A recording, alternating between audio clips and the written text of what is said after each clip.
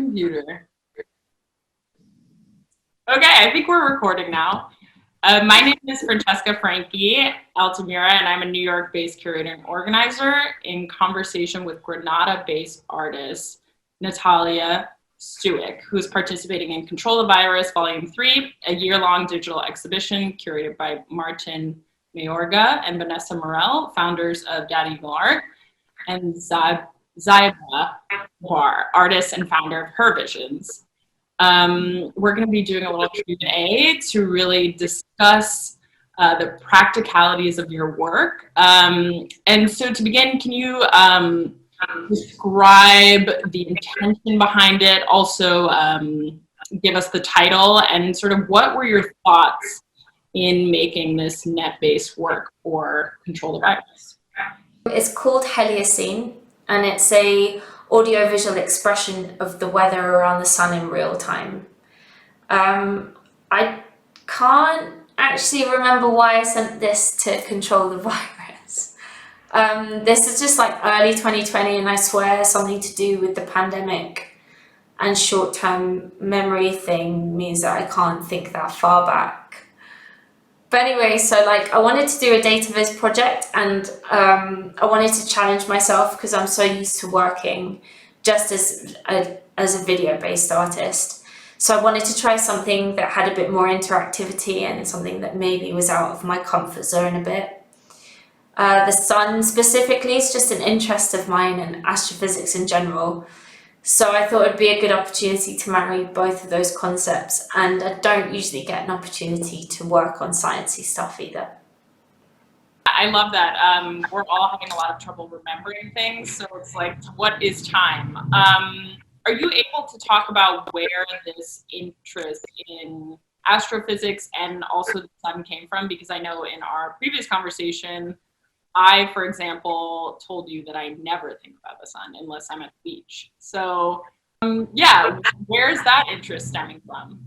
I've always been interested in astrophysics and the laws that govern our universe, like why things are the way they are. And with the sun specifically, like how can you not be interested in the sun? It's like the reason why we're here. It's the origin of life. It's the origin of the food chain. Historically, it's given way to so many different forms of worship and rituals. So I don't know, I'm just like interested in it. I think it's impossible not to be. Like, why wouldn't you be curious about why we're here? Totally.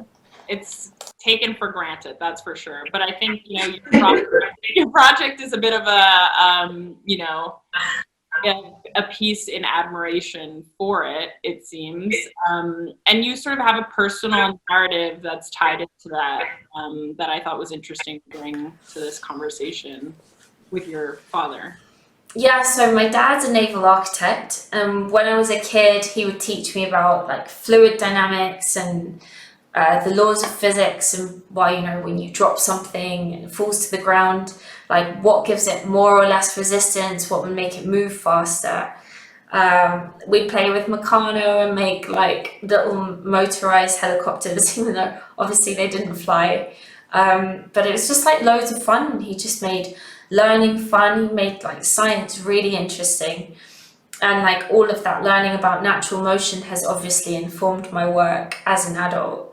And like in my career as an artist, I've always been fascinated about how things could move. And yeah, going back on what you said earlier, Heliocene is like totally and entirely like my own form of sun worship. It's like my dedication to this star that I'm obsessed with. That's, yeah, making science fun seems to be tied in here too, because you're also making data more accessible, more interesting to look at. Can you talk about how, what you think about like data mapping, and is it boring to you? Like, how have you been able to really tease this to make it your own? I mean, with a lot of data visualization projects, I think they can be quite cold. They don't really express the nuances of the data, so there's a missing element of like the humanity behind what the data actually represents.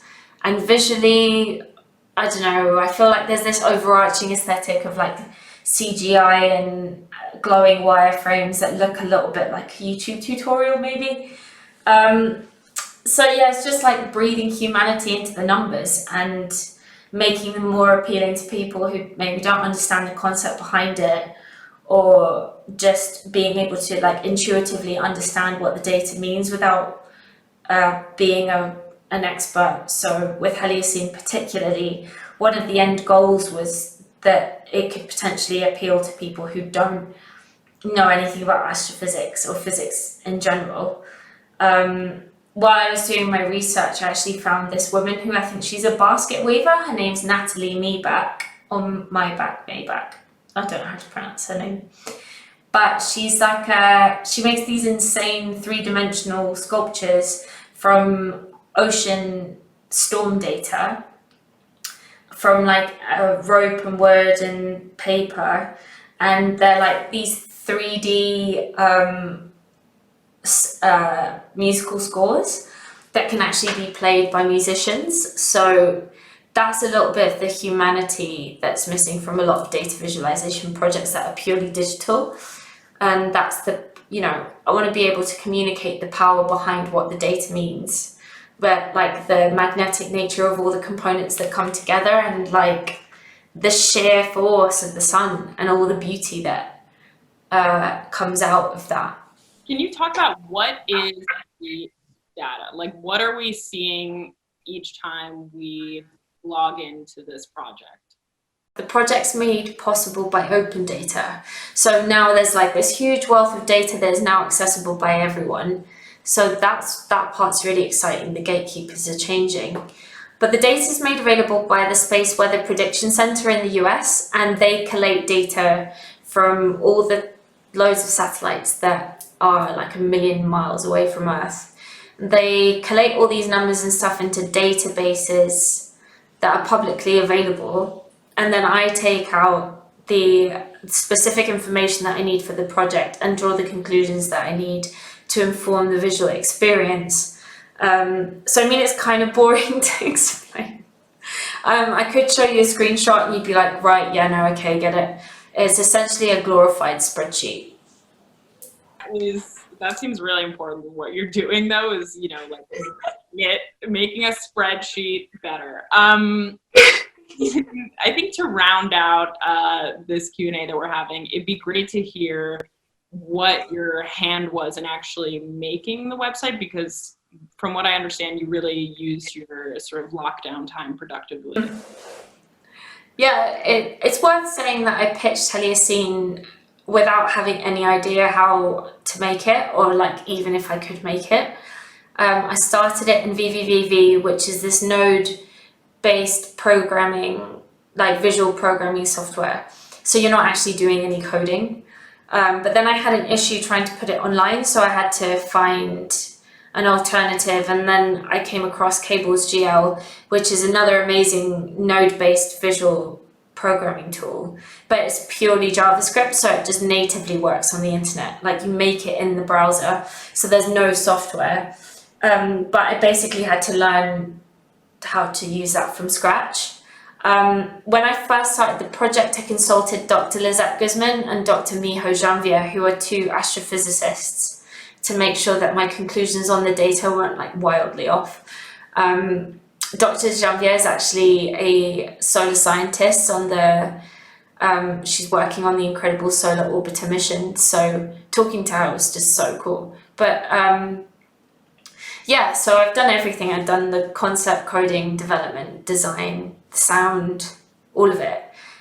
Basically, I find it really hard to find people to collaborate with, which is really unfair because there are some amazing people who I would really love to work with, but it hasn't worked out this time, but that's okay. So yeah, I think I did it all on my own, so lockdown's been really productive in that sense.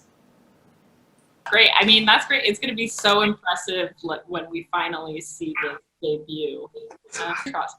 Thank you so much for speaking with me.